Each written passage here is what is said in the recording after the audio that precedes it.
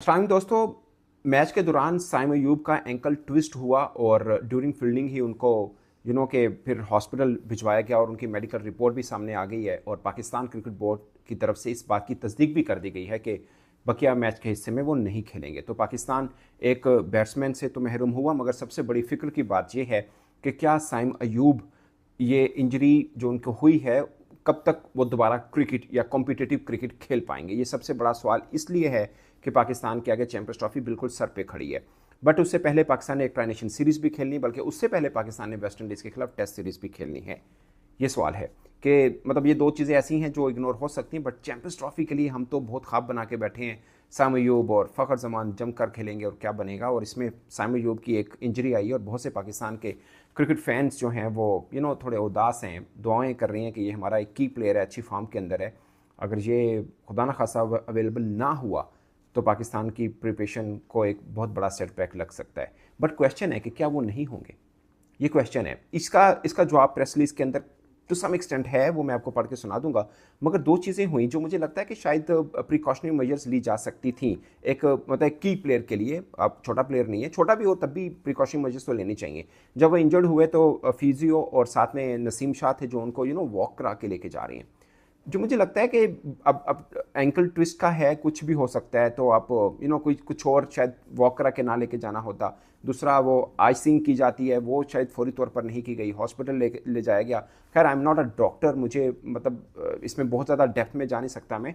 But apparently जो चीज़ें लगती हैं, जो चीज़ें डिस्कस भी होती हैं कि ये चीज़ें प्रिकॉशन मेजर के तौर पर पहले कर लेनी चाहिए, जो कि शायद नहीं हुई साइम के केस में।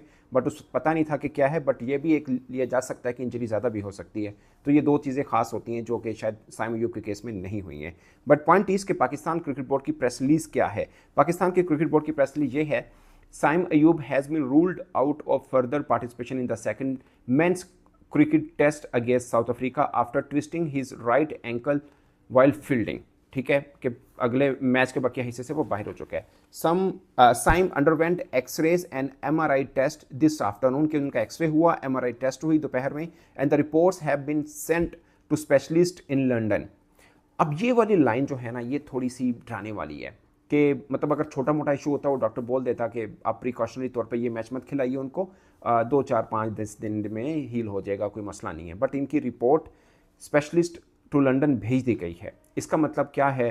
ये थोड़ा सा डरा देने वाला। अमूमन ऐसे केसेस में, मैं अमूमन कह रहा हूँ, अल्लाह करे ये बात गलत हो, अमूमन ऐसे केसेस यही होता है जब कुछ थोड़ी सीरियस इंजरी होती है, जब थोड़ा प्रोलॉन्ग वाला केस होता है, तब आप स्पेशलिस्ट को भेजते हैं, उनसे राय लेते हैं कि क्या ट्रीटमेंट करनी चाहिए, क्या होना चाहिए। ये वो सब चीज़ें होती हैं क्योंकि जिस डॉक्टर को दिखाए वो भी साउथ अफ्रीका के डॉक्टर हैं, कोई आम डॉक्टर तो वो भी नहीं होंगे। ठीक है, ये है send to specialist in London for further advice on the treatment and time away from competitive cricket. तो ये सब बता दिया कि इसके बाद जो डॉक्टर स्पेशलिस्ट बताएंगे तब पता चलेगा कि कॉम्पिटिटिव क्रिकेट से वो कितना दूर कि उनको रखना पड़ेगा या होगा, जो भी सीन है।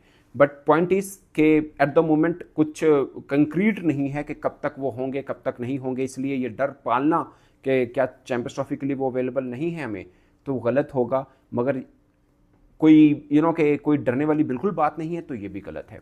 बट स्पेशलिस्ट क्या रिपोर्ट करते हैं, क्या चीज़ सामने आती है, वो बहुत ख़ास है और वो देखना पड़ेगा कि वो क्या सजेस्ट करते हैं साइम अयूब के बारे में कि इनको कितनी तक के फील्ड में नहीं उतारना, या वो एक्सरसाइज या जो भी सीन है वो नहीं कर सकते, इनको कंप्लीट रेस्ट चाहिए, वट एवर एडवाइस जो भी वो देते हैं वो देखना पड़ेगा। और उसके बाद फैसला होगा कि उनका कि दोबारा से वो क्रिकेट कब खेल पाएंगे। बट बाकी एंकल ट्विस्ट हुआ है, बाकी पाकिस्तान टीम मैनेजमेंट देख रही है, उनका देखभाल भी कर रही है, और उनको भी मालूम है कि की क्रिकेटर है, खासकर क्रिकेटर सभी की होते हैं, देखना होता है फॉर्म के अंदर कौन है। तो साइम अयूब इस वक्त के आग बरसा रहे हैं अपने बल्ले से, तो ऐसे में उनका वापस पाकिस्तान टीम में जल्द आना, मैं नहीं कहता टेस्ट के लिए हमें ज़रूरी, हम ये टेस्ट हार भी जाएंगे तब भी हमें कोई बहुत बड़ा सेटबैक नहीं। हम वेस्ट इंडीज़ वाला टूर में नहीं मिलते, कोई मसला नहीं, ट्राई नेशन टूर में नहीं मिलते, कोई मसला नहीं, बट चैंपियंस ट्रॉफी तक मिलना ज़रूरी है। बट ट्राई नेशन टूर इसलिए थोड़ा अहम होता है कि आप इंजरी के बाद आते हैं तो आपको थोड़ा सा एक आधी मैच मिल जाए तो बेहतर होता है, अदरवाइज आप 1 डेढ़ माह का गैप डायरेक्ट चैंपियंस ट्रॉफी खेलें, ये भी एक होता है। मतलब ये चीज़ भी इग्नोर करने वाली नहीं है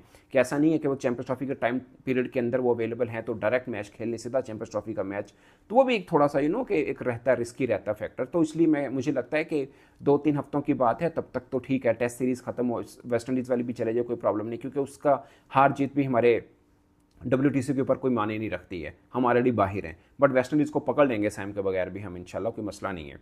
ये वाला टेस्ट तो मुझे लगता है कि साइम के बगैर पाकिस्तान मुश्किलात में ज़रूर रहेगा, जो ऑलरेडी पाकिस्तान बड़ी मुश्किल में है, मगर पकड़ा जा सकता है वेस्ट इंडीज़ वाला, कोई मसला नहीं। और फिर दूसरी तरफ पाकिस्तान ने जो अपनी शहीन या टीम अनाउंस की है वेस्ट इंडीज़ के खिलाफ टूर के लिए, वो बड़ी खास है। उसमें कप्तान है इमामुल हक, वो नाम भी मैं आपको सारे पढ़ देता हूँ। ये बेसिकली एक के प्रैक्टिस मैच के तौर पर जो पाकिस्तान शहीन टीम बनाई गई है, ये उसमें अभी जो डोमेस्टिक में लड़कों ने परफॉर्म किया है उनको लिया गया। खासकर मैं अली ज़रियाब के बारे में बहुत खुश हूँ कि उनकी टीम के अंदर वो रखे गए हैं, वापसी के पहले भी थे, उनको रखा गया है, वो बड़ा अच्छा फॉर्म के अंदर है।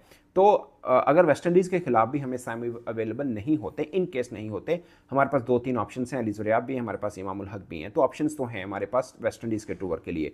बट आगे हमें चाहिए, ट्राई नेशन के लिए भी चाहिए, आगे चैंपियंस ट्रॉफी के लिए भी चाहिए। बट मैं ये वो ले रहा हूँ, बाकी जब स्पेशलिस्ट बताएंगे तो पता चल पाएगा कि क्या है। बाकी एक इवेंट या एक टूर्नामेंट, वो चाहे कितना ही बड़ा क्यों ना हो, एक क्रिकेटर के करियर से बड़ा नहीं होता। मुझे याद है वर्ल्ड कप 2022 के अंदर हमने कच्चा खिला दिया था शहीन को, उसके बाद शहीन को वापस आते आते बहुत टाइम लगा, और अभी भी पूरी तरह वापस नहीं आए हैं। वो 2 बरस गुजर चुके हैं इस बात को।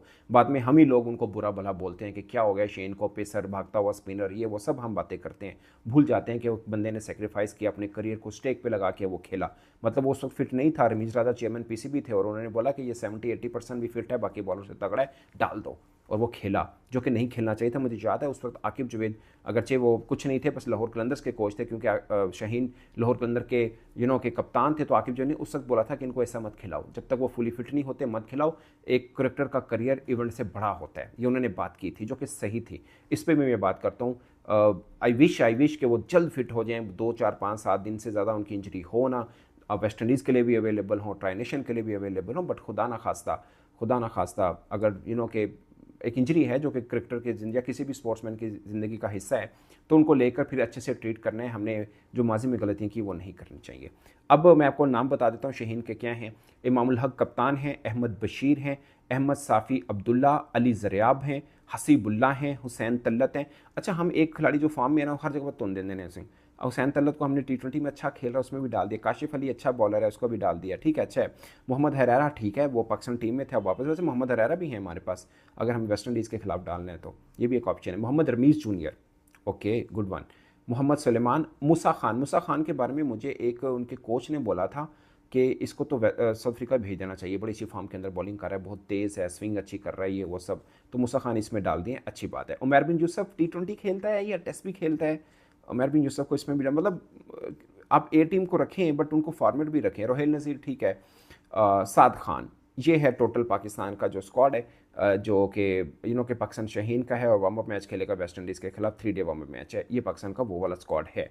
और इसके अंदर 2-3 ऑप्शन हैं कि टेस्ट के अंदर हम किसी को भी डाल सकते हैं, अली ज़रिया भी हैं, इमामुल हक भी हैं, अगेन मोहम्मद हरारा भी हैं, कि हम टेस्ट का मसला नहीं है कि हम वेस्ट इंडीज़ के खिलाफ टेस्ट का क्या करेंगे, वो हमारा हो गया। बट चैंपियंस ट्रॉफी और ट्राई नेशन के लिए हमें ज़रूर चाहिए। अगेन मैं कहूँगा चैंपियंस ट्रॉफी नहीं, ट्राई नेशन के लिए हमें चाहिए, क्योंकि थोड़ी सी उनको प्रैक्टिस भी मिल जाए, इंजरी के बाद आएंगे वो। आई होप, एंड बहुत सी दुआएं साइम के लिए, ऑफ कोर्स पाकिस्तान के लिए, कि पाकिस्तान को अपना हीरा टाइमली मिल ज़रूर जाए। तो दोस्तों अपडेट ये है, बट इसमें हतमी जो रिपोर्ट पाकिस्तान क्रिकेट बोर्ड की तरफ से आएगी वो मैं आपको ज़रूर शेयर करूंगा। अभी जो पाकिस्तान क्रिकेट बोर्ड की तरफ से ही रिपोर्ट आई वो मैंने आपको बता दी, मगर ये कह देना कि चैंपियंस ट्रॉफी से खुदा ना खास आउट हो गया, ये कबल अज़ वक्त होगा। टाइम विल टेल के क्या होगा, और टाइम आज या कल में ही सब पता चल जाएगा, कल या परसों में, आई मीन। तो दोस्तों ये है अपडेट, इस पर आप अपनी राय कमेंट के सूट में जरूर बताएगा। मेरी तरफ से इतना, इजाज़त दीजिए, अल्लाह हाफिज़।